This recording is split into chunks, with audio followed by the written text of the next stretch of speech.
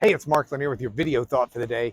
All right, my brilliant wife came up with this idea for this week. She said, would you talk to us about some Bible verses that as you've grown in life, you've realized have a little difference in meaning?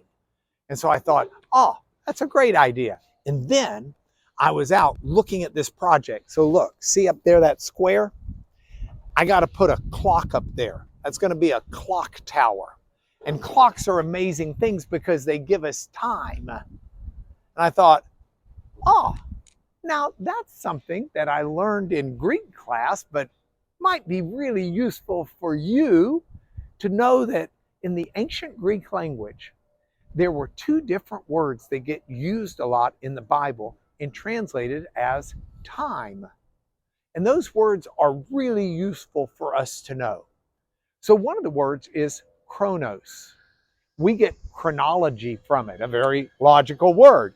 But that's a certain time that's like a chronology time. So my clock going up in that clock tower, that would be chronology. Can you scope back up as I say clock tower? Thank you very much. That's my wife shooting this. So that's chronos, that's chronology. And chronology is a great thing. This is like in John chapter 5, when Jesus is about to heal a lame man. The passage says that the man had been there, laying there for a long time. It's chronos, it's chronology, it's that kind of time. Now contrast with the Greek word kairos. Kairos is also translated time, but kairos doesn't mean as much chronology as it does the fittingness of the moment. In other words, like a fitting time. So in John, a later chapter, Jesus says that my time has not yet come. And it's not using chronos, chronology. He doesn't mean, X o'clock today. Instead, it's using that word kairos, my time, that propitious moment. Now, why do I say this to you?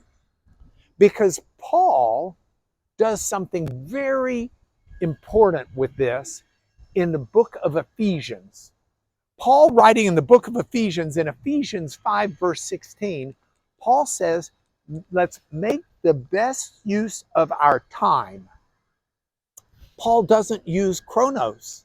He doesn't use chronology. He's not simply saying, make the best use of the next hour or the next 60 minutes or the next 24 hours or even the next day or days or week. He uses the word kairos because he wants us to make the best use of those propitious moments that come to us. Make the best use of those opportunities we've got. So as we think about time, we can think about it in terms of not simply what hour is it. In Spanish 1, we learned que hora es. What is the time? What is the hour? Uh-oh, airplane going by. That means this is not a good kairos, propitious moment for me to be talking about time. It loses its kairos moment because of that airplane going by. And yet, we've still got that opportunity in our life. So where does this leave me in the video thought for today?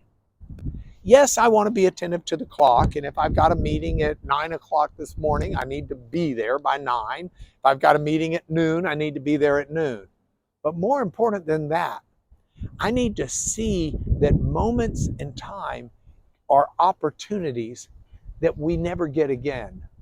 And so live in that propitious moment. Seize that moment of time for the fullness that it can be. That was Paul's advice to the Ephesians. I think it's good advice to us today. So as I'm sitting here wondering about the chronos, I'm going to take this moment to speak to you in kairos, because this is your video thought for the day.